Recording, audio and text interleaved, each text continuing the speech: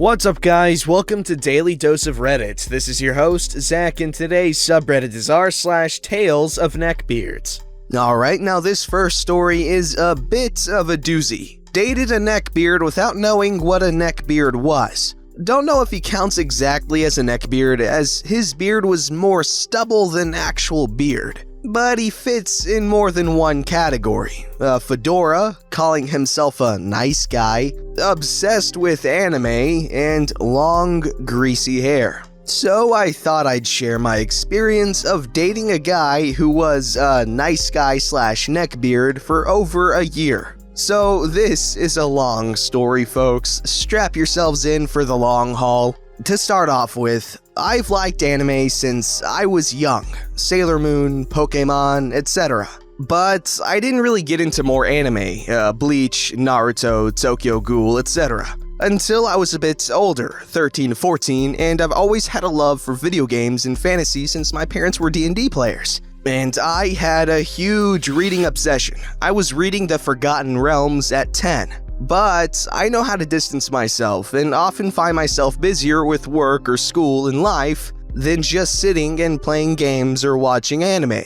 A handful of years ago, I was working at a grocery store that has since closed down, and that's where I met my ex. We'll call him Jay. Jay seemed like a normal guy, taller than me, 5'10", and skinny, and wearing a fedora. At the time, I was close to finishing an anime series and looking for a new one to start when he came through my cashier line, and I noticed the anime shirt and asked what series it was. Steins Gate for those curious, and it was actually good. Immediately, his face lit up, and that's how we began chatting. It wasn't until several months later that I saw him again though, and a few more before we actually started dating. First restaurant he took me to was an Asian cuisine and refused to let me pay half the bill. And we had spent several hours talking about different shows and voice actors and games, and about what we wanted to do with our futures. It was also then that I found out he was 19. At the time, I was 21. No biggie, just a few years off, right? On our second date, he gave me his box set of his favorite anime, begging me to watch it. Again, Steins Gate, and I binged it and enjoyed it and suggested another anime for him to watch, which he did over several months, Bakano. Jay was unemployed at the time and living with his dad, and I was/am living at home due to college. He had no intentions of trying to go to college and was hardly trying to find a job, instead spending his days writing his game and spending money on it. Okay, seems like something he wanted to do for a living, so I encouraged Jay and he started a Patreon. But until then, he couldn't pay his artist/writer, so he got a job where I worked thanks to me and a mutual friend speaking up for him, and was fired a handful of months later for making a sexual joke to a minor, a 17-year-old female who, to be honest, was a known drama queen and still is. After he was fired, he poured more attention into his game, getting a bit of money from it while I continued working at the store. A movie was coming out in a few months that I wanted to see that was part of a series he hadn't seen, so we spent time at my house after school watching the series. I worked 40 hours a week and took college on my days off. Jay did not have a filter on his mouth. I grew up in a no-swear household and he had not. My parents requested he didn't swear in our house. And after several times of my dad swearing at the stupidity of the people in the series or movies, they threatened to not let him in the house if he didn't stop, as his office is next to my bedroom. During this time was the annual convention I've attended every year, and I was making a costume to put into the contest. However, due to the time constraints, there were several details or things left to sew the last week before the convention. And there were nights I didn't sleep trying to get it done. Unfortunately, didn't win anything, but next year will be different. Seeking comfort and reassurance from him, I was telling him my issues with my sewing, and Jay told me it wasn't going to be done in time, and that I shouldn't be getting so upset because I was failing, and to just give up. I was cross-playing or dressing as a character of the opposite sex, and he was against that, admittedly. I was so furious I didn't speak to him for a full day, but ultimately forgave him for reasons I can't even remember. For his birthday, I made an outfit from his favorite anime to dress up in to surprise him. After the moment of initial excitement, he started criticizing the things I hadn't gotten right at the time due to not knowing how to sew or make it. The hat was wrong, the sleeves weren't puffed, the fabric was a shade off, etc. Jay, once his game started making money, asked me how much I made a month, and when I told him, actually found out it was more than that once I started looking to buy a car. He told me he only needed to hit a certain goal for his game so that I could stop working and focus on school while he paid for everything. This being my first serious relationship, I ignored it as him trying to be helpful, though I was a little freaked out at the time and kindly told him I wasn't looking to stop working. However, things started to turn when the movie I was excited to see was coming up. We were going with our friend groups mashed up, my best friends and his best friends. And I asked our mutual best friend, a 20 male who we'll call Tom, who's very fashion conscious for date outfit ideas. Despite being a female, I'm very much a tomboy, happy in my jeans and t-shirts, and don't even touch makeup unless it's for something fanciful or cosplay. And my best gal friend, we'll call her Tina, did my makeup. Jay didn't like that. He thought date clothes were supposed to be personal to the person, and truthfully, I can understand that. But I wanted it to be special. Tina and I made a day of the shopping, and Jay got really upset when she sent a picture of me in the makeup off to Tom. I had wanted to personally see Jay's response, as he hardly ever saw me in makeup, and certainly not in makeup as well done as what Tina had done. He didn't say much on it, and when we got to the theater, meeting up with Tom, Tina, Brock, Tina's boyfriend and a good friend of mine, and Jay's childhood friend, Allie, whom I hadn't met even though we'd been dating nearly a year then, and Jay had met my friends and family. I made a joke to Tom, asking if he was proud of me for finally taking his fashion advice. And Jay made this weird face. I hadn't caught it at the time, but Tina and Brock did. Allie was rude. The entire time, when I was just trying to make conversation, she'd give me looks or talk to only Tom and Jay, settling between them and talking to them during the movie. And even when we all went out to eat afterwards, I never spoke to her again after that night. But apparently, I didn't make a good first impression, or so Jay and Tom said, though at least Tom seemed confused about it. Another thing about Jay was that I had never met any of his family while we were dating, nor any of his friends outside of Allie. He claimed he had a strained relationship with his dad, as his dad asked for help paying the bills while Jay lived there, and his mom left when he was little, yet he went to see her and his brother for Thanksgiving. Most of his friends were in their late 20s or early 30s, except for Tom and Allie. Jay was constantly broke and often spoke of using his inheritance to spend on his game, which by this time was making a few $100s a month. It was then he asked me to play it, and I did without telling him.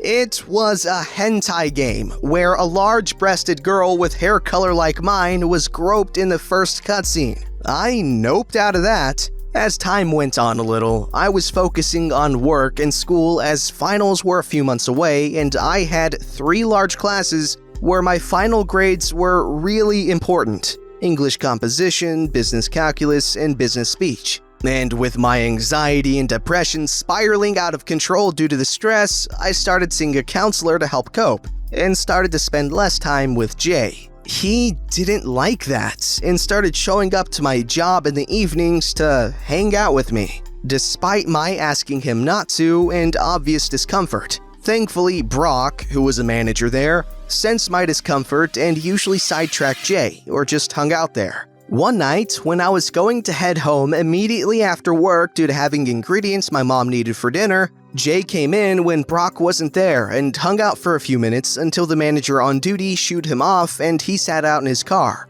knowing full well I needed to go home immediately, waiting for me to get off to talk to me. Jay asked if I was still serious about our relationship and him, and I said yes, warily, and he, and I still laugh thinking about it, asked me if I wanted to get a hotel room with him for 4 months from then.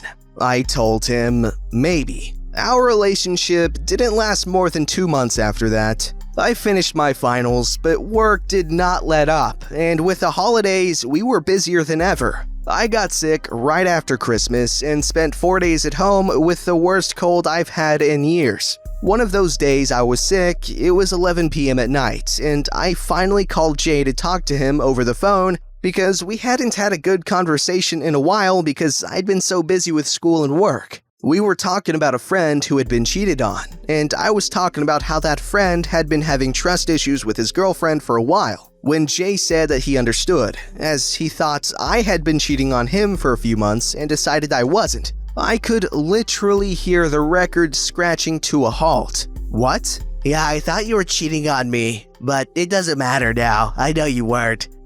Yeah, it matters.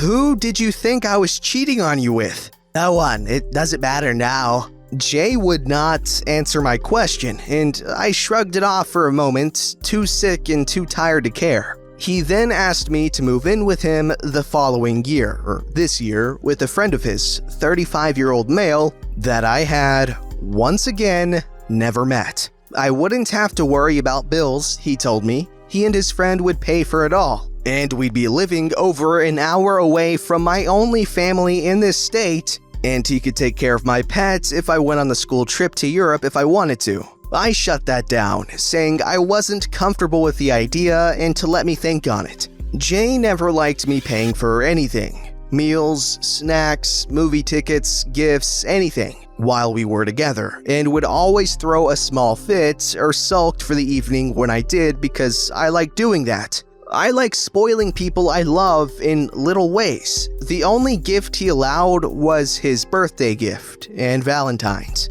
I broke up with him face to face 3 days after he admitted that he thought I was cheating on him. I didn't speak to him during those days, instead seriously thinking our relationship and everything over, and realizing the red flags that were there and that our plans for the future didn't match. My friends were really supportive of my decision, as they had seen and disliked the way our relationship had been, and had voiced it a few times. Tina even offered to fight Jay in a parking lot once when he upset me. It was hilarious. I asked him when we were face to face why he thought I had been cheating on him, and immediately, Jay backpedaled and tried to say he thought I was losing interest in him, and that's why he asked me to get a hotel with him.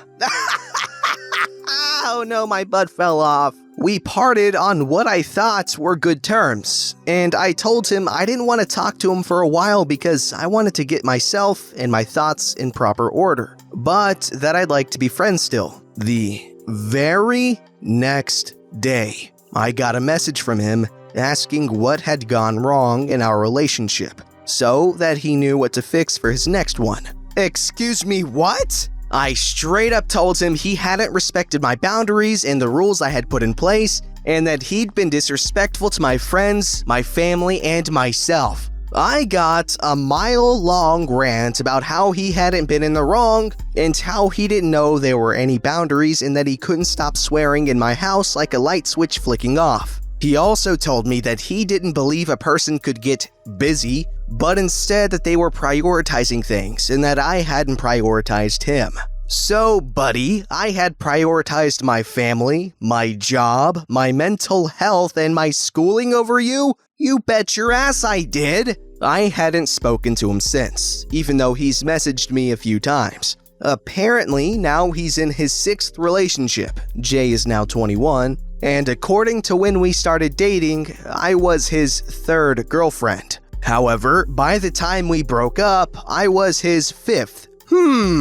Our friend Tom has informed me that he now calls me his crazy ex, which I find hilarious because all his other girlfriends were crazy too. One especially because she'd type things like flavor instead of flavor. We live in the US. I grew up typing like that too though, and had to stop because he loathed it. He's still making his game last I knew, and still obsessed with anime.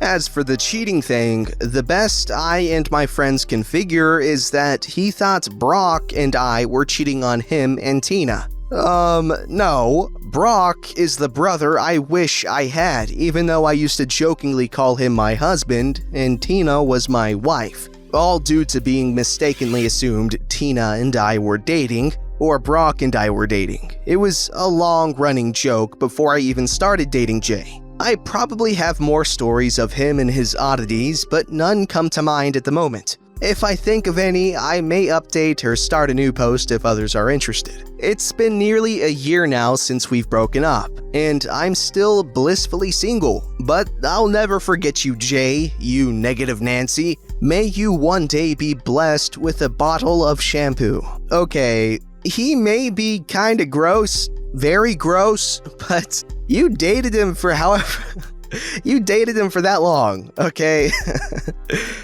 All I'm saying is you need to reevaluate your standards, what you might find attractive in a partner, such as, I don't know, personal hygiene? Oh, and a quick little tidbit of advice, I guess. If your partner or SO or whatever the hell you want to call it is like obsessed with the thought of you cheating, like they're always like, what were you doing, huh? They're probably cheating themselves. What's that saying? It's like an accusatory mind is a guilty one or something like that. So basically it's like if you're super suspicious of someone doing something like constantly, you're probably guilty of it yourself.